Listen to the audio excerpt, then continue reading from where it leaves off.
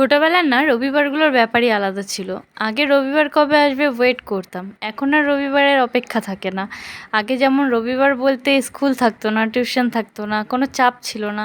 দেরিতে ঘুম থেকে উঠতাম আর সেদিন কিন্তু সকাল থেকে নিয়ে কোনো কাজকর্ম করতাম না, ল্যাদ খেতাম। আর রবিবার মানেই তো ছিল মাংস ভাত। দুপুরবেলা স্নান সেরে সব ভাই বোনেরা মিলে একসাথে টিভি চালিয়ে বসে পড়তাম মাংস ভাত নিয়ে খেতে। এখন মাংস খাওয়াই না, এখন রবিবারের তেমন অপেক্ষাও থাকে না, এখন কাজে যেতে হয়।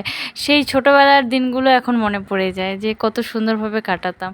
এদিকে দেখো, কথা বলতে বলতে কিন্তু আজকে আমাদের পনিরের তরকারি রান্না হয়ে গেছে। আবৃত্তি কিন্তু পনিরটা খেয়ে বেশ মজা পেয়েছে। আর অনেক দিন পর, 3-4 দিন টানা বৃষ্টির পর আজকে একটু রোদ উঠেছিল, কাপড় চোপড় ধুয়ে দেওয়া হয়েছিল। স্নান করে বেশ রোদের মধ্যে জামা কাপড়গুলো নেড়ে দিয়ে নিচে চলে এলাম। এসে এখন খাওয়া দাওয়ার পালা। এই যে প্রথমেই পটল পনির দিয়ে তরকারি, সেটা দিয়ে ভাত খেয়ে নিলাম। এরপর একটু লাউ শাক করেছিল, সেটাও কিন্তু খেয়ে নিলাম। রাধে রাধে, টাটা, দেখা হবে নেক্সট ব্লগে।